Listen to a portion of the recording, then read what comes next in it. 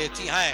آج ماں دعا کر رہی ہے جس کی ماں نے فجر کی نماز کے بعد دعا کی دنیا کی طاقت ہے کہ اس کے بیٹے کو کوئی ہاتھ لگا کے دکھائے. جس کی بیوی نے اپنے شوہر کے لیے نماز فجر کے بعد دعا کی دنیا کی طاقت ہے کہ اس کے رزق پہ کوئی ڈاکہ ڈال دے, اس کی روزی پہ کوئی حملہ کرے. جس بہن نے اپنے بھائی کے لیے مصلی پہ نماز پڑھ کے دعا کی اس بھائی کی عظمتوں کو کوئی تار نہیں کر سکتا ہے. دنیا میں رحمتیں آئے گی اور صرف اس گھر میں نہیں, اس عورت کی نسلوں میں جو بیٹے ہوں گے ان ساری نسلوں میں اللہ اس عورت کے سبب سے روزی رزق اور کرامت ودیعت فرماتا ہے. اس لیے ظاہر ہے گھروں میں مرد مسجد میں جا کے نماز پڑھتے رہے, مائیں بہنیں مصلی پر بیٹھے, وقت فجر ہو تو نماز پڑھ لیں, ظہر ہو تو نماز پڑھ لیں. یاد رکھیے اگر ماں باپ اچھے ہوتے ہیں ان کے بیٹے کو سدھارنے کی ضرورت نہیں پڑتی ہے. کبھی سرکار غریب نواز کی ماں نے, غوث اعظم کی ماں نے اپنے بیٹے کو تربیت دی, بے شک ان کا حق تھا دے دیا, مگر کبھی کیا کہ چلو میرے بیٹے کو تربیت کے لیے کہیں بھیجنا. ارے وہ تربیت پانے کے پیدا ہوئے تھے, تربیت یافتہ پیدا ہوئے تھے, ماں نے اسے تربیت کی ہے تو بھی بیٹے کو تربیت کرنے کی ضرورت نہیں ہے. ماں کے انش اللہ بیٹوں میں اولاد میں ودیعت کر دیتا ہے, باپ کی خوبیاں اس میں ڈال دیتا ہے. وہ بچہ جس کی ماں بھی تہجد گزار ہو, وہ بچہ جس کے باپ نے کبھی نماز نہ چھوڑی ہو, ان دونوں کے ملن سے جو پیدا ہوگا, بھلے وہ دنیا میں کوئی بڑا کام نہ کر پائے, ڈی ایم نہ بنے, سی ایم نہ بنے, ایم ایل اے نہ بنے, مگر ایک سچا مصطفیٰ کا غلام بن جائے گا. آخرت اس کی سمجھ جائے گی اور اس ماں اس باپ کے نسل سے جو اولاد ہوگی وہ پھر بڑے ہو کر کبھی بھی باپ کی بغاوت نہیں کرے گی. آج پوری دنیا کا ماحول دیکھو, لوگ ہمارے پاس آتے ہیں کہ حضرت دعا کیجئے بیٹا ہاتھ سے نکل گیا ہے, ماں کہتی ہے مولانا صاحب دعا کیجئے شادی کرتی بیوی کا ہو کے رہ گیا, ہماری طرف نظر نہیں کرتا ہے. اللہ اکبر, دوستوں کی مجلس میں انجمن میں بیٹھا رہتا ہے اور دوستوں پہ مال اور دولتیں اڑاتا ہے, ہوٹلوں پہ کھانے ہیں, مگر بڑھیا ماں کو نہیں دیکھتا ہے, بڑھے باپ کو نہیں دیکھتا ہے, تعلیم نہیں دی ہے, یہی بھگتنا پڑے گا.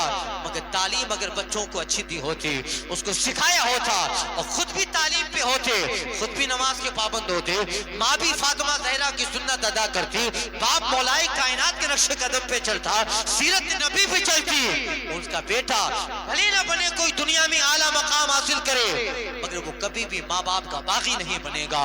وہ ہزاروں غم میں بھی اپنے ماں کے قدموں میں جنت تصور کرے گا, اپنے باپ کے کاندھے کو اپنی جنت کی حفاظت تصور کرے گا. وہ چاند رہے گا, گنگناتا رہے گا فخر آقا میں رضا, اور بھی ایک نظم رفیع چل لکھا لائیں ثنا خانوں. سبحان اللہ, نعرہ تکبیر, نعرہ رسالت, مسلک اعلیٰ حضرت, محفل خواجہ غریب نواز, بھارت کا سنی مسلمان. سبحان اللہ. یہی ہے.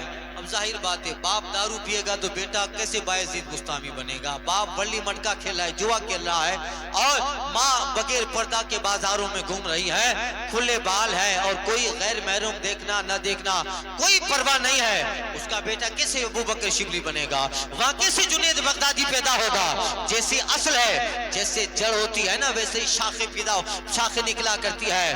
انگور کے درخت میں انگور نکلا کریں گے, لیچی کا درخت ہوگا تو لیچی پیدا ہوگی, آم کے درخت میں آم پیدا ہوگا, اور جو ہے جس چیز کا درخت ہوگا اسی چیز کی شاخیں نکلے گی. آم کے درخت میں انگور نہیں پیدا ہو سکتا ہے, انگور کے درخت میں لیچی پیدا نہیں ہوگی, لیچی کے درخت میں کبھی زعفران نہیں نکلے گا. کیا مطلب, اصل ہے تو شاخیں ویسی ہوگی. اگر ماں باپ اصل ہے, اگر انہوں نے شریعت کو توڑا ہے, ان کا بیٹا کبھی بھی حق پہ نہیں رہے گا.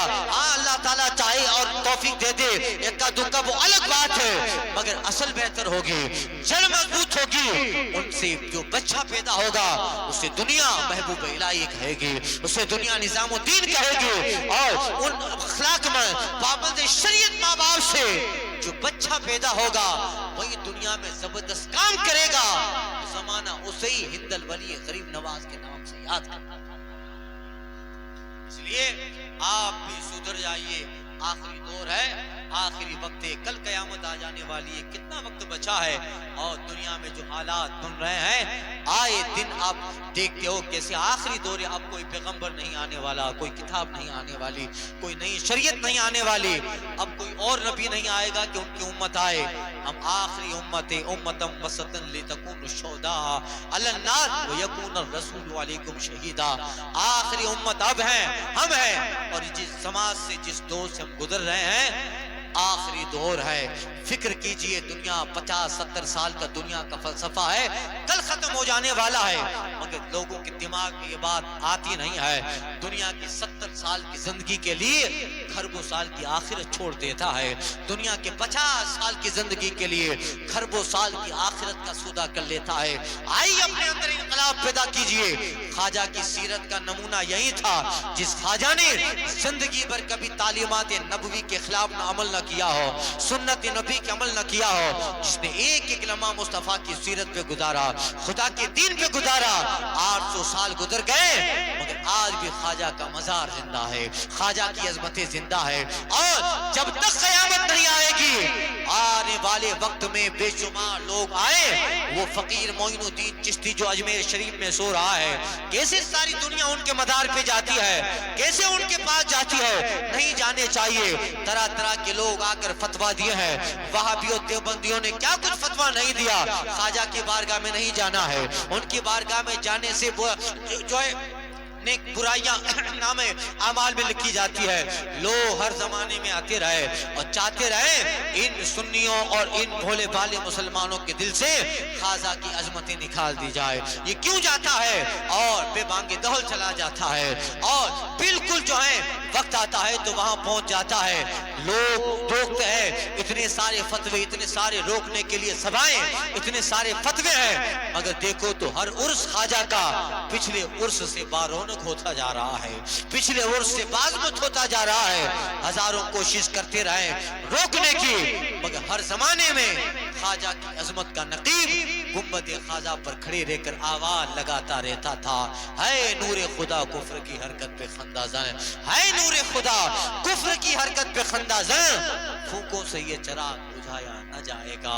ऐसा चला है, ऐसा जला है अल्लाह अकबर कि जो अजमत का, मोहब्बत का, योगदान का, कुर्बानी का, यकता का, शांति का, संपूर्ण होने का जो 800 साल पहले ख्वाजा ने मिशन चलाया, चराग जलाया था, आज भी हिंद की जमीन पे वो चराग जल, और ऐसा चराग था अल्लाह अकबर जिस जमाने में सरकार गरीब नवाज तशरीफ ले आए।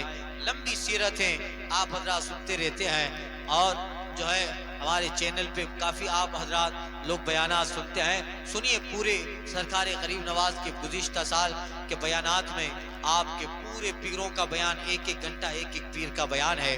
ख्वाजा के पीरों मुश उस्मानी हारूनी, उनके पीर हजरत हादी शरीफ जिंदानी, उनके पीर हजरत शेख मौदूद चिश्ती, शेख अबू इसहाक शामी, शेख अबू अहमद चिश्ती, अबू मोहम्मद चिश्ती, अबू हुबैरा बसरी, हजरत फुज़ैल बिन अयाद, हजरत हसन बसरी तक एक एक आपके पीराने उदाम में ऐसे सैयद औलिया में गुजरे हैं। अल्लाह अकबर, ये सीरत तो सुनते रहते हैं। जिस जमाने में जिस वक्त सरकार गरीब नवाज हिंदुस्तान की जमीन पे तशरीफ लाए, हम लोग कहीं जाए हमें अपने ऊपर भरोसा होता है, डर जाते हैं, मगर ख्वाजा जिस जमीन पे आए हैं वो डर नहीं रहे हैं। क्यों? उन्हें अपने पे नहीं, उन्हें भरोसा है कि जिस जात ने भेजा है वही सारा काम संभालने वाले हैं, जिसने भेजा है वही तो संभालेंगे।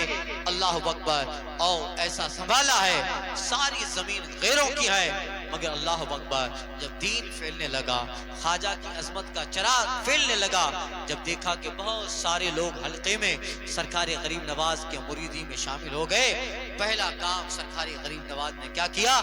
मस्जिद बनाई जाए, चलो मस्जिद बनाएं, ताकि मस्जिद में नमाज भी होगी, मस्जिद में बैठ के दर्स भी देंगे, लोगों को इस्लाम सिखाएंगे।